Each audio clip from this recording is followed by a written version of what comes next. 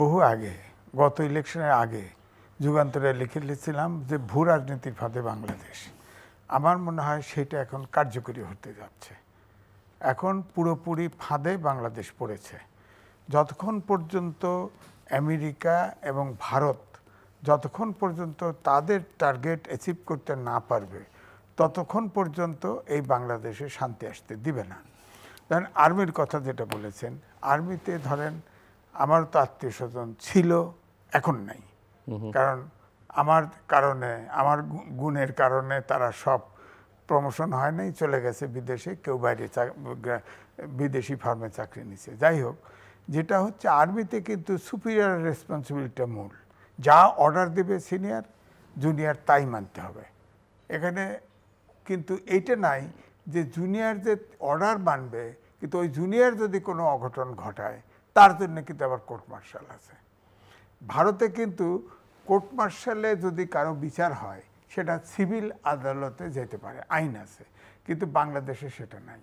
এখন যেটা হতে পারত সমাধান, যে যখন আর্মি নিয়ে অনেক কথা, তখন আর্মিকে আগেই কিন্তু আর্মি এই যে এখন যে ব্যবস্থা নিয়েছে তাদেরকে আগেই কোর্ট মার্শালের নামে চাকরি টাকরি খেয়ে একটা কিছু সেটেল করে ফেলা উচিত ছিল। কারণ যারা ডিএফএ আছে তারা প্রধানমন্ত্রী যা বলছে তারা শুনতে বাধ্য হয়েছে, যারা হোম মিনিস্ট্রিতে ছিল হোম মিনিস্ট্রি যা বলছে তা বলতে বাধ্য করেছে, তারা তো একথাই বলবে। এবং সবচেয়ে বড় ব্যাপারটা হচ্ছে 15 জন সার্ভিং সিনিয়র অফিসারের কিন্তু চাকরি গেছে। এই মামলায় কেস হওয়ার সাথে সাথে তাদের এই ট্রাইব্যুনালে কিন্তু আইন করছে, যখনই ট্রাইব্যুনালে কেস উঠবে কেউ কোনো চাকরি করলে তার সাথে সাথে চাকরি যাবে, চাকরিটা চলে সবার চাকরি। কিন্তু এটাই বা কেমন আইন?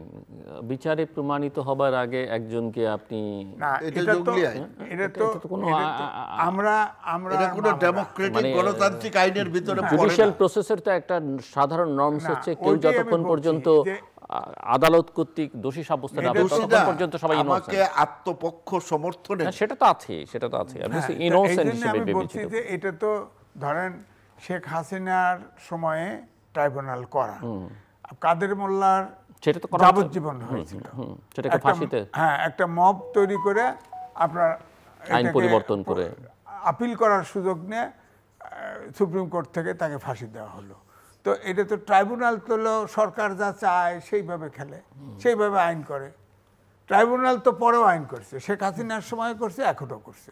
যেমন এই যে চাকরি যাবে, এটা পরের ব্যাপার, পরে এটা যুক্ত করেছে। শেখ হাসিনার সময় যেটা হয়েছে সংসদ হয়েছে, যে ধরনের সংশোধনী হোক না কেন সংশোধিত হয়েছে, সংশোধিত, এটাও ঢুকাইছে, এটাও এখানে না, আমি বলছি এখন যেটা হলো আইন যেটা সংশোধন হচ্ছে সেটা তো সংসদ কর্তৃক অনুমোদিত না, ভবিষ্যতে হবে। আমি ভবিষ্যতে এটা রেসিপ্রোকেটিভ এফেক্ট হতে পারে, নাও পড়তে পারে, এটা তো আপনি জানেন না, এটা কি হোম মিনিস্ট্রি বানায় দিছে না কেবিনেটে অনুমোদন হয়েছে, আমরা তো কিছু জানি না, করছে এটা অনলি অ্যাডমিনিস্ট্রেটিভ অর্ডার হয়েছে। তা আমার কথা হচ্ছে যে 15 জন সার্ভিং জেনারেলের চাকরি চলে গেছে, তাদেরকে আপনার সাথে সাথে ক্লোজ করা হয়েছে।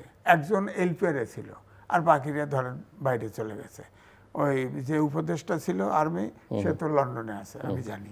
তো সুতরাং এখন এই কাজটা, এটা যে অপরাধী তার বিচার হবে এটা সত্য, কিন্তু আর্মি স্বাধীনতার সার্বভৌমত্বের প্রতীক।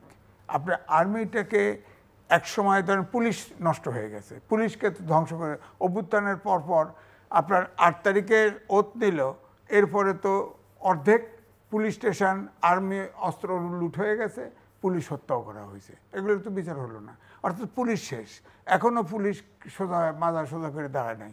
এখন আর্মিটা ছিল, আর্মিটা তো তছনছ হয়ে গেল। তো দেশটা কার উপরে নির্ভর করে থাকবে? আপনি আর্মিটার, আপনার আইসিটিতে আপনার টোটাল 16 জন officer, senior officer, lieutenant general থেকে জেনারেল এই লেভেলে নিয়ে গেলেন। তো এখন এই ডিজিডিএফআই ধরেন এটা প্রধানমন্ত্রী, তাদেরকে ধরে নিয়ে সাক্ষী করতে পারতো যে আপনি সাক্ষী দেন, আপনারা ডিজিডিএফআই ছিলেন প্রধানমন্ত্রীর অধীনে, আপনারা বলেন কি করছেন, কোনটা আপনার হত্যা করেছেন, গুম করেছেন, খুন করেছেন, আপনারা করেছেন, চার্জ নিয়ে আইসিটিতে জিজ্ঞেস করতে পারতো। এটা তো রেসপন্সিবিলিটি, আর্মি রুলসে তো রেসপন্সিবিলিটি প্রধানমন্ত্রীর, উনি তো অর্ডার ক্যারি আউট করছে। এখন অর্ডার ক্যারি আউট করলেও উনি অপরাধ করেছে, তার জন্য আপনি বিচার হওয়ার আগেই, সব কিছু হওয়ার আগেই আপনি চাকরি খাইয়ে দিলেন, তাদেরকে গ্রেপ্তার করে ফেললেন, হ্যাঁ, তাদেরকে আবার একদিকে আপনার সাবজেল বানায় দিলেন এক্সিকিউটিভ অর্ডারে। এটা আবার কেমনে হলো? কোর্টে তো যাবে, কোর্টে গেলে তার বেল থাকবে কি থাকবে না, তাকে জেলে পাঠাবে না সাবজেল।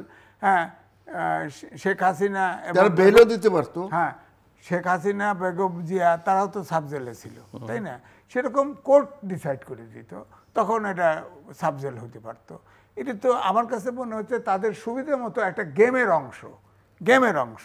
এখন এই আর্মিকে টোটালি জিরো করে আনতে চায়, যাতে কোনো প্রতিবাদী কণ্ঠই না থাকে, এরকম একটা অবস্থায়। হ্যাঁ, এবং আপনি দেখেন আইসিটির ঘিরে সব কিন্তু জামাতের লোক, সবগুলো জামাতের লোকজন। হ্যাঁ, এখন যা চাচ্ছে হয়তো মনে হচ্ছে যে আইসিটিতে বিচার হচ্ছে জামাতের লোক দিয়ে বিচার হচ্ছে, ব্যাপারটা তো এরকম হয়ে গেছে। যার ফলে আপনার এখন দেশটা আমার কাছে মনে হয় এত বিপদগ্রস্ত কখনো হয় নাই এই দেশটা। এই জন্য আমি কিন্তু তারেক রহমানের এক মিটিংয়েও বলেছিলাম যে আজকে শহীদ প্রেসিডেন্ট জিয়াউর রহমানের দরকার ছিল, তিনি তো নাই। আপনি জিয়াউর রহমান হয়ে যেতে পারেন, হ্যাঁ, আপনি কোনো পক্ষপাতি না করতে পারেন, কিন্তু সেটা তো হচ্ছে না। এখন রেস্কিউ আর কি, এই দেশের রেস্কিউ আর কি, কারণ ইউনূস সাহেব তো আমার কাছে মনে হচ্ছে ওই আপনার মানবিক করিডোর, ওই আপনার আর্মি স্টেশন, তারপরে আরাকানের বারবার অপারেশন, এগুলো সমাপ্ত করে টুরে তারপরে এর ভিতরে ইলেকশন হবে, কিছু বিচারও হবে, বিচার আইসিটি দিয়ে বিচার করে এর ফাঁসি দিছে, এর জেল দিবে, এর এই দিবে। দেশটার তছনছ হয়ে গেছে ভিতরে। এখন ইলেকশন হওয়ার মতো কোনো, এই যে ধরেন জুলাই সনদ নিয়ে আপনি বলেন তো দেখি, আপনি বলেন 84টা সংস্কার ছিল প্রস্তাব, তার ভিতরে মৌলিক সংস্কার ধরছে 40টার মতো। 40টা আমি হানা কেমনে করব বলেন? 40টার ভিতরে তো আমার একটা সচেতন নাগরিক, আমার অপিনিয়ন থাকবে না। জনগণ দেশের মালিক, আপনি 34টা সনদ দিয়ে বললেন হ্যাঁ অথবা না করেন, এটা কি পসিবল? যেমন পিআর সিস্টেমের আমি ঘোরতর বিরুদ্ধে, আমি মনে করি এটা স্বাধীনতা সার্বভৌমত্বের বিরুদ্ধে।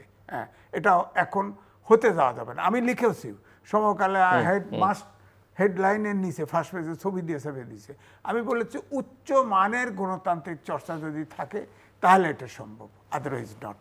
আমাদের দেশে আপনি দেখেন বিএনপি বলছে ছোট ছোট দলদেরকেও নিয়ে জাতীয় সরকার করবে, এখনই সিগন্যাল দিয়েছে কাজ করো। দুইজন অলরেডি 2 জায়গায় গিয়ে কিন্তু ধাওয়া খাইছে। আরে 17 বছর ইলেকশন করে না বিএনপি, ওটা বিএনপির নেতাদের দিয়ে তো কনভিন্স করে সিচুয়েশন তৈরি, লোক নাই, ভর্তা খাওয়ার গেছে, বুক মিলা গেছে, দাওয়া দিয়ে দিছে। তো এখন তারাও এসে এখন কয় আমরা আনুপাতিক নির্বাচন চাই। আনুপাতিক নির্বাচন জামাত যে চায়, যে হয়তো আনুপাতিক নির্বাচন সব জায়গায় ভোট বেশি আছে, কিন্তু পার্লামেন্ট সিস্টেমে তাদের ভোট কম হয়। একবার 77 ইলেকশন করছে, 1টা পাইছে, আরেকবার পাইছে 3টা, এবারে নেই 10টা পাবে। তো এই জন্য অনুপাতে করতে গেলে সংসদে ভোট হয়তো 40-50টা পাবে, হ্যাঁ, এই কারণে। কিন্তু উদ্দেশ্য এখন সেটাও মনে হচ্ছে না। উদ্দেশ্য হচ্ছে একটা গেলে আরেকটা হবে, একটা গেলে আরেকটা হবে, ইলেকশন হতে দেওয়া হবে না। এখানে আরেকটা প্রশ্ন আমি আনতে চাই মিস্টার আতাউর রহমান ঢালী, এবং মিস্টার আজিজও পরে উত্তর দিবেন, এবং ওনার কথার প্রেক্ষিতে কিছু থাকলে বলবেন।